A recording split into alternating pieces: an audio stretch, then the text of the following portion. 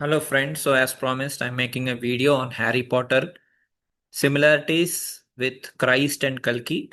Also, I will be decoding the six Horcruxes of systemic corruption.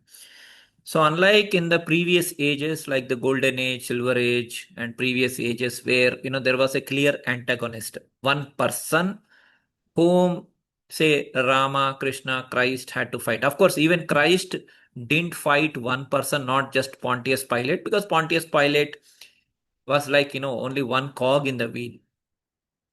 So Christ, second coming of Christ will be more like Harry Potter. So that is what I'm going to say in this video. Okay. So yes, brace for it. So evil is not one person. When we think of evil in mythology, we usually imagine one central villain, Ravana in the Ramayana, Kamsa in the Krishna story, someone who can be confronted, defeated, and removed. But when we come to the idea of a one end of the age, whether it in the vision of Christ in the New Testament or Kalki at the end of Kali Yuga, the structure begins to change. Because here evil is not presented as a single enemy, but as a distributed condition. Something that spreads across systems, across people, across perception itself. And this is exactly the pattern that Harry Potter reveals through the idea of Horcruxes. Okay, the biblical framework. So there is a distributed adversary, like there is a verse where the head gets cut and then the new head grows, right? So that is the hydra motif. In the hydra, when Hercules or Heracles fights with hydra, if you cut the head, another head grows back. Like the beast is wounded, but the beast is again, it is the beast is kind of resurrected. So you're not able to actually pin the beast. Got it? It is described as a system of deception. So first epistle of John 2:18. Even now many antichrists have come. The spirit of the antichrist is already in the world. So it is not like one antichrist is in one person. It is distributed. So to say, okay, because Jesus created an AI image, he uploaded it as if he's Jesus, is to like, you're trying to pinpoint one person, Trump. But that is not the case. That is what I'm trying to say. There are many antichrists. There is not one antichrist. You can't defeat antichrist so easily. Okay? Come back to that. Okay? And also the whole world lies in the power of the evil one. First epistle of John 5:19. This is not a single antichrist, not a single Ravana. This is a field of influence. Horcrux principle, how evil sustains itself. In Harry Potter, Voldemort cannot be defeated directly because his soul is not in one place. It is fragmented across multiple Horcruxes, and as long as the Horcruxes exist, he cannot truly die. This is the central or key idea. Evil survives by fragmentation and distribution. And this is exactly how systemic corruption works. The six Horcruxes, a modern symbolic map. If we translate this idea symbolically into the modern world, we can begin to see how different systems act like Horcruxes, not as literal objects, but as structures that anchor and sustain a larger condition. The first layer can be understood as the financial system, which where survival becomes tied to debt. That is a debt matrix, like the whole world. Everybody takes debt to buy house, mortgage, this and that. Dependency and constant pressure, creating a background of fear that binds attention and energy, functioning like a root anchor and keeps consciousness grounded in survival rather than freedom. So, as you know, so many people, even the 2008 recession that happened, that is because people subprime crisis, because all the people in the subprime category also bought lot of houses in US, right? And when the time came to return the interest, because I think the first 2 or 3 years they were allowed not to pay interest and things like that, and they were unable to pay, and that is what triggered the great recession of 2008-9. The second layer appears through digital identity and surveillance. This is the current pressing problem in the world, where every action is tracked, every moment recorded, creating a field where stepping outside the system becomes difficult. That is what Edwin Snowden and that UK guy, right, who is actually incarcerated or put in prison. I forgot his name, by the way. We're stepping outside, the WikiLeaks guy. I mean. System becomes difficult, echoing the taboo in Harry Potter, where speaking the wrong thing immediately alerts the system. The third layer is narrative control through media, which we know that news media nowadays, you're not getting the proper news. You're getting through reels, through me, through people like me, basically. You're not getting the real news from the news media. The fourth layer is distortion of spiritual language, where truth itself becomes commodified and sacred ideas are used for personal gain, creating forms that appear divine on the surface but carry something entirely different within. The fifth layer is the idea of technological fragmentation of identity, where the human mind and body are increasingly interfaced with systems that can alter perception, decision making, and even identity. So, you know, that Neuralink thing, the Elon Musk thing, and what is happening in the world. I don't have to tell you. You're all educated audience. And the sixth layer can be seen as closed power structures. So this is also well known to you. Now let's see the scriptures. Old Testament, chaos as a force. The idea is ancient. The Lord shall punish Leviathan and shall slay the dragon in the sea. Leviathan is not a creature. Christ will not come and kill a single creature. It's not Leviathan. It is a system. Leviathan is a system in today's modern Iron Age. It is chaos itself. The link why hero must be connected. Harry becomes an accidental Horcrux. So Harry Potter fans know this very well. For non-Harry Potter fans, I'm just saying that Lord Voldemort, the Kalipurusha or the Antichrist, he commits murder, and because of that his soul comes out of his body, right? And a soul fragment, meaning the soul fragment is distributed in books, in people, in systems and all that, right? Whereas for Harry, what happens is he actually comes to kill Harry, but because his mother Lily Potter, she sacrifices herself. Because of that, a kind of energy or a soul fragment enters Harry, and that is a scar on Harry's head.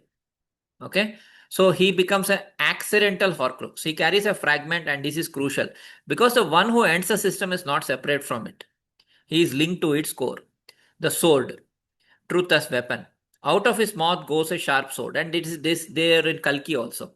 Kalki also carries a sword, as you can clearly see. Book of Revelation. The word of God is sharper than any two-edged sword. Epistle of Hebrews 4:12.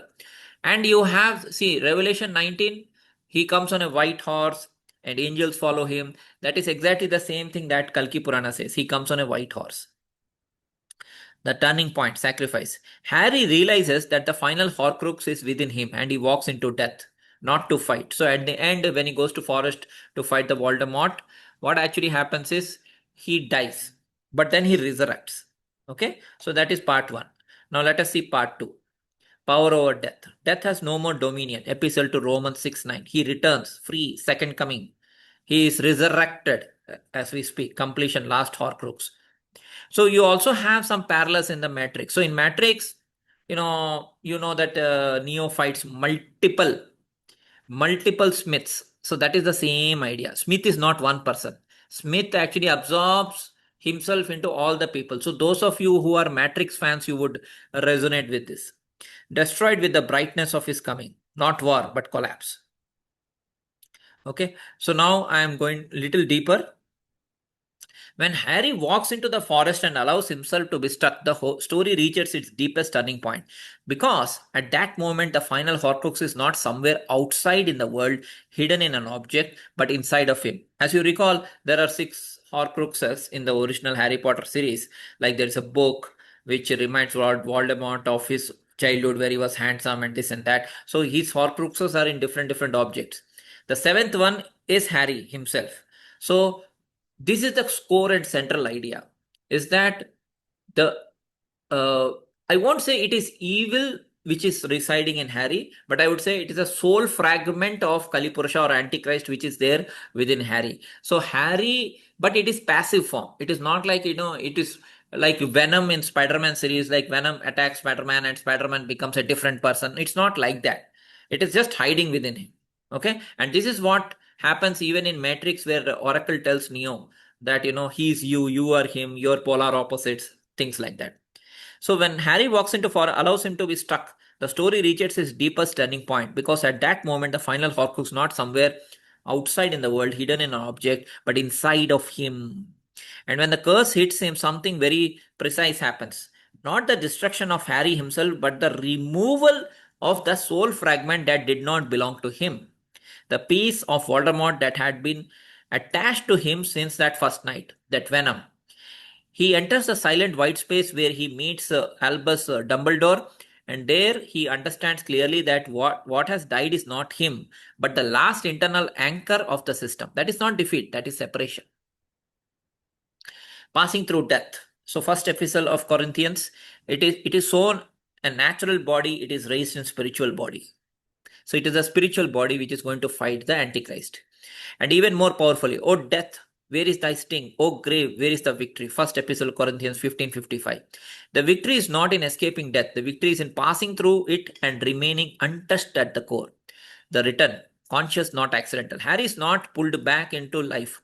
He is given a choice to move on to return, and he chooses to return. This mirrors a very specific statement. I laid down my life that I may take it again. Gospel of John 10:17. This is not survival, this is conscious continuation, a decision to complete what remains. A resurrection pattern. In the gospel narrative, the crucifixion is not the final act. Okay? The resurrection is, and the resurrection shows something fundamental. Death hath no more dominion over him. Epistle to the Romans 6:9. Once death is crossed and returns from the system, loses its ultimate weapon. It can no longer threaten at the deepest level, the hidden face, when the world still does not see. After returning, Harry does not immediately reveal himself. Narcissa Malfoy declares him dead, Rubus Hagrid carries him back, and outwardly everything appears the same, but internally everything has changed. In fact, in Matrix 1, Neo dies, if you recall, and he is resurrected. And in Matrix 4 also, Matrix 4 title itself is Matrix Resurrections. The mirrors the gospel pattern where resurrection happens but recognition is gradual. The many, evil as multiplication. So it, in the modern terms, you can say it is a near-death experience for Kalki or Christ. So the second coming of Christ, the Christ will be an ordinary person. I forgot to tell you, but I'm telling again. Christ will be an ordinary person. He will be one among us, and you will not recognize him. And there will be an Horcrux inside of him, and he will fight the evil system. In the Matrix Revolution, Neo faces not one enemy but thousands of agent Smiths, multiplying endlessly, spreading across the entire system, turning everything into copies of itself.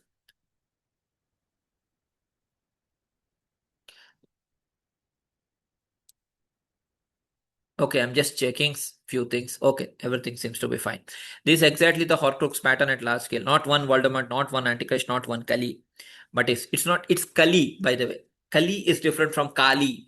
Kali is the mother goddess. So let's not confuse the two. Okay. Some people in the West, they think Kali is something. No, Kali is goddess. She is wife of Shiv or Shiva, some people call. But Kali, short A. Kali is Antichrist. Neo's realization you cannot fight every fragment. Neo understands something crucial. He cannot defeat the system by fighting each myth individually because the system will simply keep reproducing itself. So instead of fighting, he goes to the source, the final act. Entering the core, Neo allows himself to be absorbed. He connects directly to the system. So this is the Neo part. Okay, the same thing happens in Harry Potter. Before the end, Harry does not attack. He explains, he reveals the truth about the Elder Wand. He exposes the misunderstanding because the final step is not violence, it is clarity. So second coming pattern, this is where biblical description becomes very precise. The Lord shall consume him with the spirit of his mouth and shall destroy him with the brightness of his coming. Second epistle to the Thessalonians 2:8. Not a long war, not a struggle, presence, truth, and collapse. The system fails. When the final spells are cast, Voldemort's course rebounds. But this is not because Harry is stronger. It is because the Horcrux system is gone, the internal link is broken, the illusion remains only on one side. So I'll ask him expand more on Harry and less on Neo.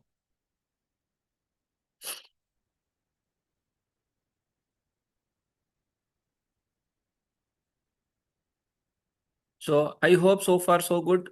I mean, yeah, some people think that okay, I'm generating through ChatGPT. No, it's not like that. So to my audience, I just wanted to clarify one thing is that the instructions are mine, the intuitions are mine. Like it is my idea that Harry is similar to Kalki or Christ. Harry Potter. It is my idea. I got the idea. Then I worked on few things. I gave the instructions to ChatGPT, and ChatGPT is generating the output based on that. It is not like ChatGPT got the idea or ChatGPT is doing it. I am using ChatGPT only to generate the pictures and generate the flow. That's it. The core idea is mine. Just to clarify, I mean, some people are against AI. I know that because AI is also part of the system, but I am using AI only as a tool. The ideas are mine. I am, Horcrux and all that. I have spoken about it in different forms earlier. Now I'm synthesizing using Harry Potter story. Okay. Those of you who have seen my works earlier, you may understand like what I'm saying. Okay. See, let's come back to Harry. By the time Harry walks into the forest, the story has already revealed something critical. That Voldemort's soul is not only hidden in objects scattered across the world, but that one fragment has been living inside Harry himself from the very beginning. And in this changes everything because now the final Horcrux is not something he can destroy from outside, it is something he must confront within his own existence. He understands that as long as fragment remains, Voldemort cannot truly become mortal. And more importantly, the system of Horcruxes is still incomplete, still holding together through its last hidden anchor. So when Harry walks into the forest, he's not going through there to fight. He's going there because he is the last Horcrux. And the only way to remove is through death. As he walks, he opens the golden snitch and finds the resurrection stone. And that moment, he is not alone because he is joined by the presence of his parents, Sirius and Lupin, not as physical beings, but as something deeper, as support and continuity, as assurance that what he is about to do is not meaningless. He does not rush, he does not panic. He walks steadily, calmly, fully aware of what is about to happen. This is not forced sacrifice, this is chosen surrender. The strike, what actually dies. When Voldemort casts the killing curse, Harry does not resist. He does not defend. He stands still, and the curse hits him directly. But what dies in the moment is not Harry himself. It is a fragment of Voldemort's soul inside of him, the final internal Horcrux. This is the most important structural point in the entire story. The hero does not die, the connection dies. King's Cross understanding the structure.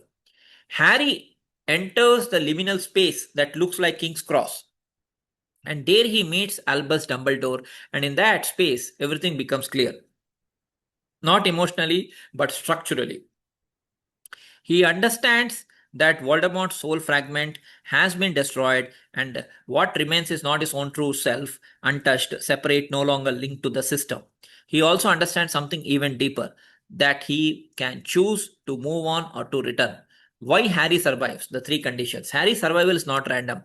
It is a result of three precise conditions coming together.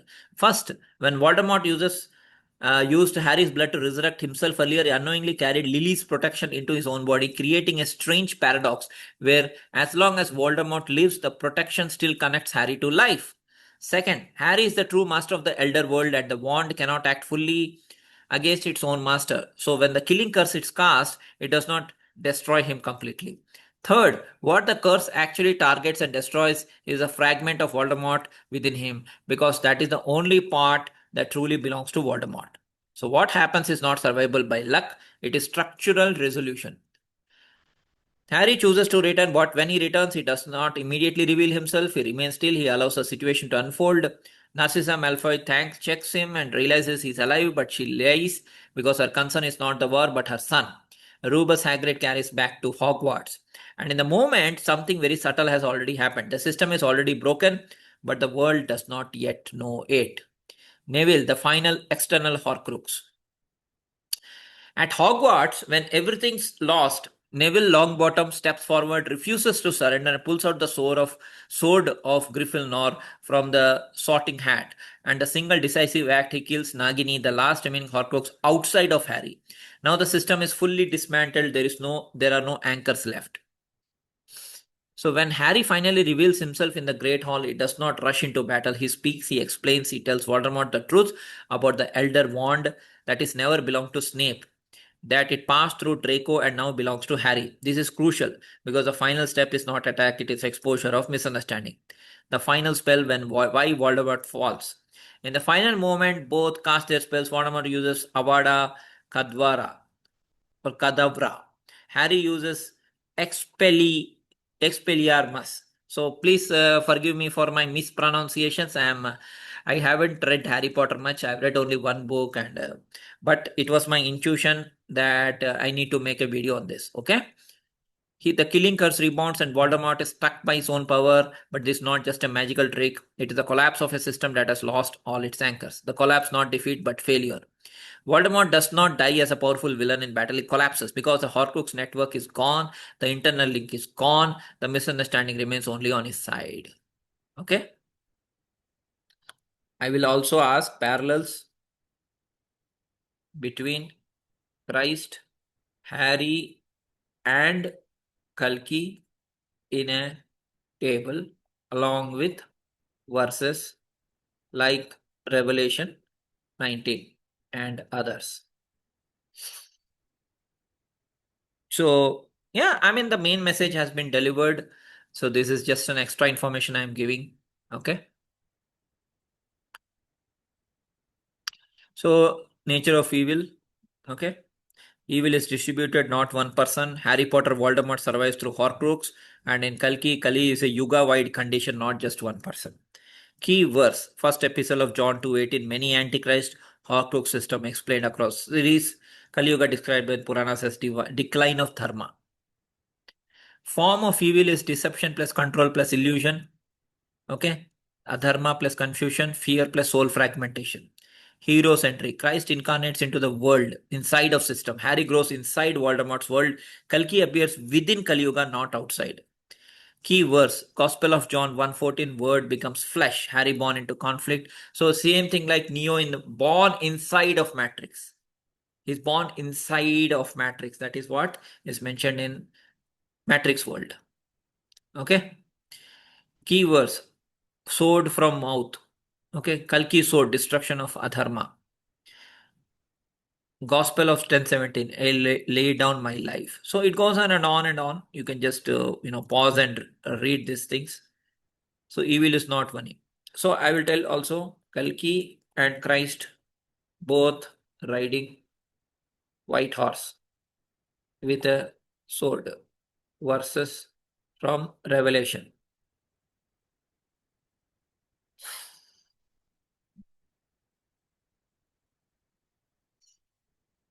So I hope you have enjoyed this video. So please share your comments and share it with others if you feel that it should be shared. Okay, there's no force. Rider on the white horse. In the book of Revelation, Christ is not a gentle teacher but as a returning figure of the end of the age, and the imagery is very specific. I saw heaven opened, and behold, a white horse. He sat upon him. He sat upon him and was called Faithful and True. And then out of his mouth goeth a sharp sword. The same sword is with Kalki, but it is in his hand. It shall smite the nations. He treadeth the winepress of the fierceness and wrath of Almighty God. Revelation 19:15. The sword here is not a physical weapon, it is clearly defined elsewhere. The sword of the Spirit is the word of God.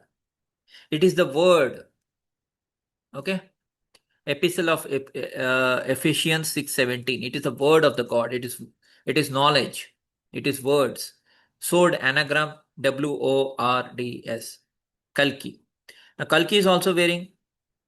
I mean, he's having a sword and he's riding a white horse. In the Puranas, Kalki is also described as riding a white horse carrying a sword, appearing at the end of Kali Yuga. The white horse here represents speed, penetration, movement across the entire world. So maybe internet is the weapon of Kalki. Okay. The sword represents destruction of Adharma. So white horse, sword from mouth, end of age, both are same. Both are same. Christ and Kalki are one figure. Okay. So yes, thank you very much for watching. See you soon.